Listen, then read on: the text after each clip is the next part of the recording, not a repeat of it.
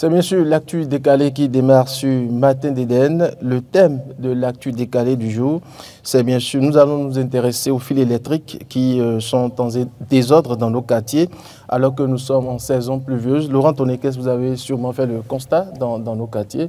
Ces fils électriques tels des araignées un peu partout, de façon désordonnée. Oui, le paradoxe, c'est que vous voyez dans ces zones, certaines de ces zones où il y a les fils électriques, des poteaux qui sont installés, mais on ne tire pas les fils sur ces poteaux. Donc c'est le paradoxe et c'est ce constat, vous le voyez beaucoup plus dans Adjagbo ici et environ. Il y a des poteaux qui sont positionnés, mais pas de fils électriques, pas de la SB2E. Les gens sont obligés d'aller chercher le courant un peu loin. L'énergie électrique, les bois de teck et autres là. Et puis après, ça s'entremêle parce qu'il y a plusieurs maisons qui ont besoin de l'énergie électrique et qui prennent le même détour, malheureusement. Et après, de détour en détour, ça s'entremêle et ça devient une menace pour la population. Sauf que, oui, il y a la question de l'urbanisation de nos localités également qui se pose, qui fait que parfois dans certaines localités, dans certaines zones, c'est qu'il n'y a même pas les poteaux et donc il faut quand même aller faire le lotissement, le recasement, c'est une chose d'abord pour s'assurer de là où doivent passer les voies et autres là. Et c'est à ce moment-là que les autres ont la possibilité de savoir où passent les poteaux. Mais je parle du cas où les gens ont mis les poteaux réellement dans ces localités. Et que l'on constate encore malheureusement. Parce que, oui, au niveau de l'État, au niveau de la Société béninoise d'énergie électrique, le nécessaire n'a pas été fait. Et c'est en cela que, oui, je crois qu'il faut quand même interpeller les gouvernants aujourd'hui sur la nécessité d'aider les populations. Parce que j'ai vu, là, il y a 3 semaines, quelque part, un fil électrique qui est tombé quelque part et qui faisait un peu de flamme. Et il y avait une brousse à côté. Mais extrêmement grave. Et les enfants passaient par là. Dis donc. Les enfants passaient par là. Et quand j'ai vu ça automatiquement, il y a des gens qui sont dans la zone qui ont vu. Mais quand chacun vient pour voir que ce n'est pas son fils là, il s'en fout, il continue. Et ça, c'est une menace. Imaginez qu'il pleuve, il pleut, et puis alors il y a de l'eau de ruissellement, le fil est dedans, les enfants passent dedans, c'est des problèmes, des dégâts, et c'est en ce moment qu'on ne commence pas à crier. J'estime que cette affaire devait être d'une autre époque. Et notamment quand vous prenez les zones comme Abomey et Calavi. Parce que je prends Adjagbo, c'est dans Abomey et Calavi. Je prends Zinville, c'est dans Abomey et Calavi. Donc une ville qui n'est pas loin de Cotonou, à moins de 30 km de Cotonou, et il se fait qu'on a ce problème, il y a matière à se poser la question de savoir qu'est-ce que nous faisons. Parce qu'on peut, à la limite, et ce n'est pas encouragé, retrouver ça peut-être, si vous voulez, dans quel village je vais donner même? Parce qu'il ne faut pas que je dise même un village que les habitants de ce village-là me disent mais qu'est-ce qu'il dit? Donc c'est nous qui devons subir ça. Je dis c'est même pas bon à encourager. Et donc maintenant si on vient dans des villes comme Kavi, et même vous allez dans Kavi Centre parfois vous voyez des bêtises comme ça, des choses comme ça, où il n'y a pas de... vous voyez qu'est-ce qui est la véritable cause? Parce que le constat est que parfois certaines populations se lèvent, coupent en main, qui coupent des arbres et par mégarde, ces bois-là tombent avec les fils. Oui, non, ça c'est un autre problème. Il y a la maladresse des citoyens qui coupent. Il y a les camions, ceux qui conduisent également les camions. Oui, ça, oui, j'ai vu il y a quelques jours un camion qui a coupé pratiquement, fait tomber un compteur parce que, oui, et il a fui d'ailleurs, heureusement les gens l'ont interpellé. Ça, c'est un autre cas. Mais je parle des cas où il n'y a véritablement pas de fil électrique de la SB2 sur les poteaux. Les gens sont obligés de s'adonner à cette pratique de bois de teck avec les fils ordinaires que nous avons là, et ce qui constitue une menace pour les localités.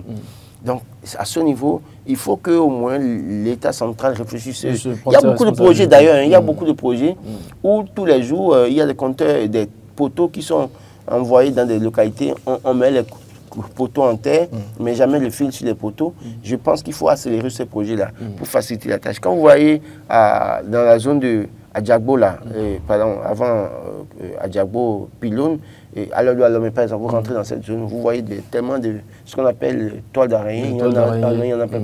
Du côté opposé également, là-bas, écoutez, il y en a tellement. Allez vers le grand marché là-bas à Kassato et essayez de voir vers le niveau du grand marché de Kassato. Dans la zone, vers la zone du tribunal là-bas, pardon, de la prison civile.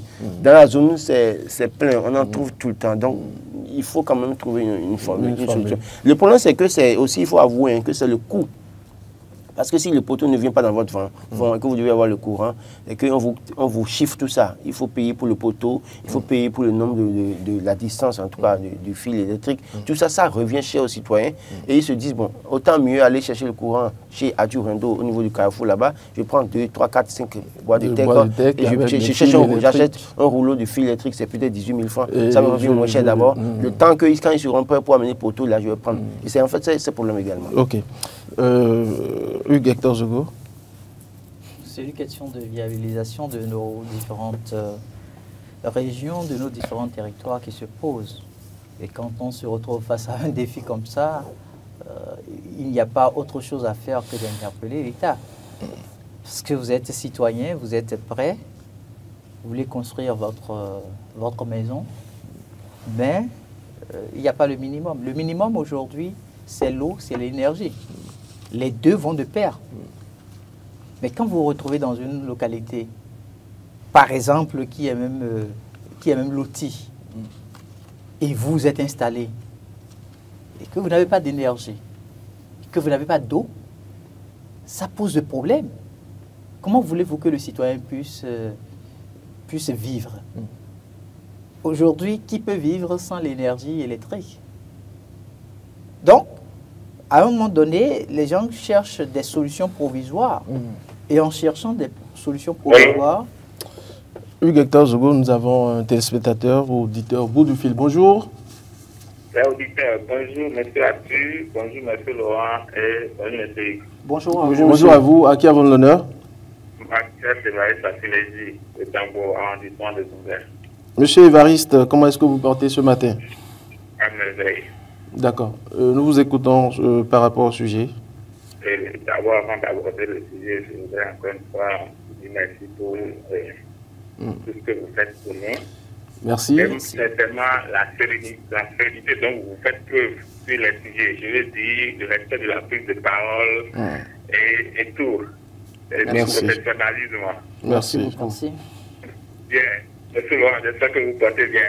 Je rends grâce à Dieu, monsieur Évariste. J'espère que c'est pareil pour vous. Oui, ça va bien.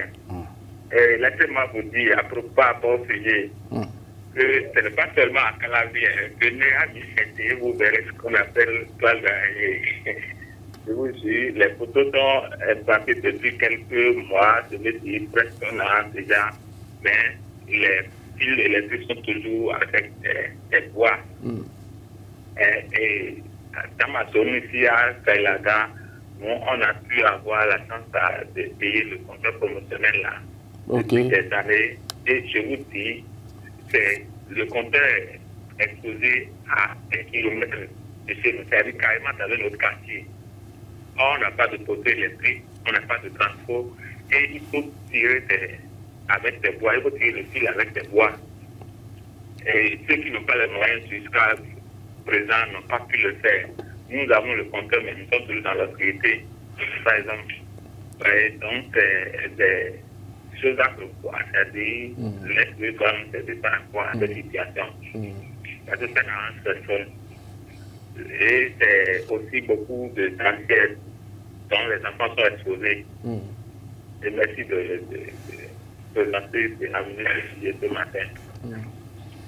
Merci, bonne démission à vous. Merci. Allez, merci beaucoup et très bonne journée à vous. Oui. Hugues Hector, c'est bon? Voyez-vous, quand vous entendez ça, vous avez la chair de poule. Le citoyen qui s'est donné le devoir de payer les frais de compteur s'est déposé, mais ce qui doit alimenter ce compteur-là ne vient pas. Qu'est-ce qu'il fait? Et à aucun moment, le citoyen n'a la possibilité donc de saisir la justice pour régler ces problèmes-là. Si on avait peut-être 2 sociétés d'énergie dans notre pays, la concurrence aurait peut-être permis à ce qu'on puisse ne pas vivre de ce genre de scénario. Mais c'est la seule société. Et donc, il nous fait... il y a un auditeur au bout du fil ou téléspectateur, bonjour. C'est téléspectateur. Bonjour, monsieur Atiwando. Bonjour, à qui ai-je l'honneur? Moi, c'est Samson Dansou à l'état civil. Samson Dansou, comment est-ce que ça va? Je me porte à merveille. D'accord. Allez, nous vous écoutons. Je salue le plateau. Bonjour, monsieur Dansou. Bonjour, monsieur Dansou.